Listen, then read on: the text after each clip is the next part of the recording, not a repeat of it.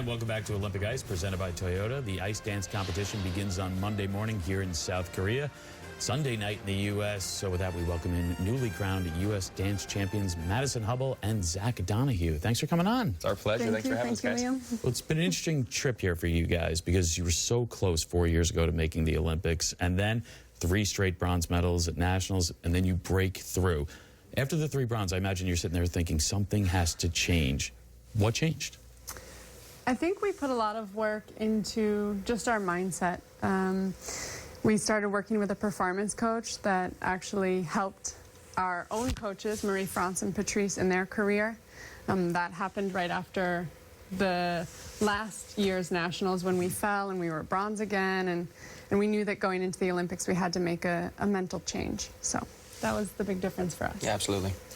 Was that something new for you, to work with a performance coach? Yeah, as in-depth as we do. We started working with her during the Worlds in Helsinki, and it had a big impact for us on the short. We ended up in our first small medal bronze. It was great. A little stumble there on the free afterwards, but it had a huge impact right away, even in the way that we trained leading up to that event, the way we handled ourselves in competition. Is it a mental approach also? Absolutely. I mean, especially in dance, when you have to combine that technical and performance aspect. You have to be aware and present, but there also has to be that comfort with yourself and your partner and all the mental work that you've done together that allows you to relax and breathe and really feel your program. And I think that Stephanie's really been monumental in our attaining that.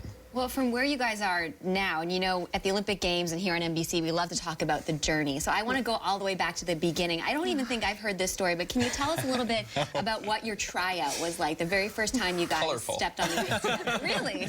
Yeah. I had just come from training with Marina and Igor, actually, and she was competing with her brother that season. Yeah, I competed with my brother for 11 years, which I was really blessed to have that partnership. But I didn't think I would find another that was so strong. And we were competitors, so naturally we didn't like each other. No, we hated each other. Like, we used the words hated each other. So you never thought, like, oh, maybe that would be a good partner for me? No, not at all. No. It was just a surprise moment. We ended up in the same arena, and our coaches at the time literally forced us to stroke around. And Natalia literally dragged me on the ice, like, no, get on now. But right away we knew, like, we couldn't deny the fact that we had a lot of chemistry and a lot of power together, and we made the decision to skate together in less than 24 hours. Well, and chemistry, I'm glad you touched on that, because that's something that your fans talk about so much with you two. That's the #1 adjective. They have so much chemistry. How much of that is organic, and how much have you really cultivated that in terms of your connection on the ice? I'd say it's all organic. Yeah. I mean, we didn't ever really have to work on, like, hey, let's present this image, or how do we want to handle ourselves in front of the camera. It's like, okay, this is who I am, so you are going to partner together? All right, let's wing it. Yeah. And it kind of resulted in the chemistry we have today, yeah. It's like all those movies, you know, you start out hating each other, then you fall in love. It's a great rom-com. Then we dated, then we didn't date, you know, so a movie about our life would be a hit, yeah. It really is. I think it is, because you take it a step further. You guys dated for 2.5 years, but broke up over a year ago? Over 3 years ago almost. Yeah, it's been a while. But you dated for a while. We did, yeah. Okay.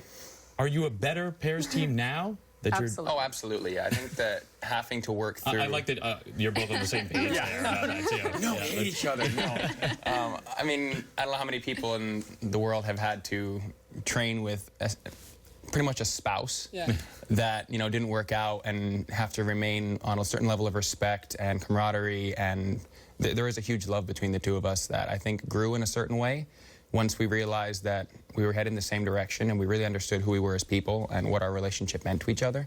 I think that it really added a lot to our partnership. I mean, we had a great chemistry when we dated, of course, and I don't think it flamed out or died, so I think we've taken a great step in our relationship. It's pretty incredible. Well, and it's also, just so we can pile on the drama just a little bit more, you share a coach with 2 of the top pairs teams in the world. Yes. How do you balance that? Was that, because I would think you want to get the best advice, you want to get the most attention, but let's face it, that attention's got to be spread out a little bit at an event like this. Well, luckily, it's not really our job to balance it. It's the coaches that have that difficult task. And I'm not sure, honestly, how they do that.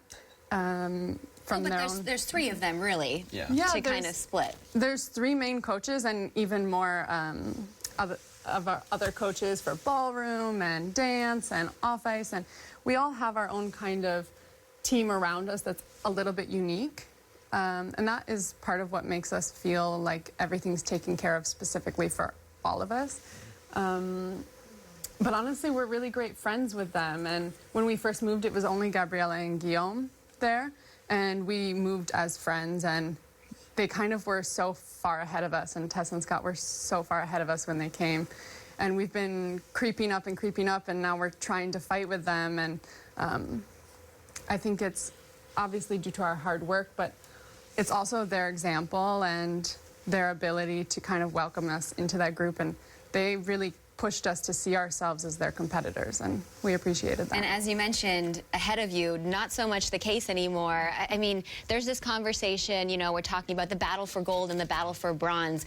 Where's your mindset coming in? I mean, do you kind of feel like, hey, I'm battling for gold too?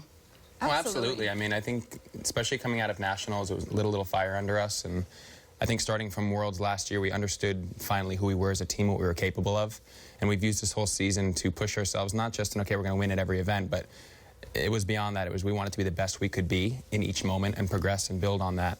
And I think coming into this, we've trained with these other top 2 teams. We know what they're capable of. We know what we're capable of on the same day. And I think that the training atmosphere we have at home, we're getting a little bit of that here from them as well. Like, we get to see them and train with them, and we get to push each other continuously through our practices.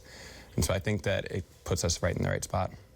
All right, Madison, Zach, thanks so much for joining us. Thank you so much, guys. Good luck. We look forward to it.